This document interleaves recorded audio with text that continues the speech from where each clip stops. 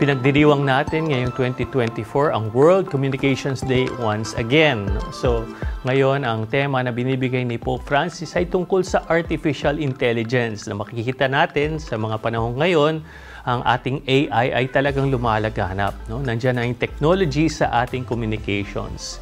Ngunit naroon ang tukso na gamitin ang artificial intelligence sa maling paraan. No? So minsan, nagiging source siya of exploitation or inequality. At yan ang kailangan natin ingatan at iwasan. Ang mahalaga, lagi nating tinututukan ang ating puso. No? Kailangan ang ating communications ay laging manggagaling sa ating puso, hindi nagiging impersonal. No? At yan ang paalala natin at paalala ng ating Santo Papa na si Pope Francis sa atin. So, together, let us celebrate World Communications Day. Alalahanin natin na ang lahat ng mga biyayang pinagkakatiwala sa atin ay dapat alagaan at gamitin sa kabutihan. So I wish all of you Happy World Communications Day.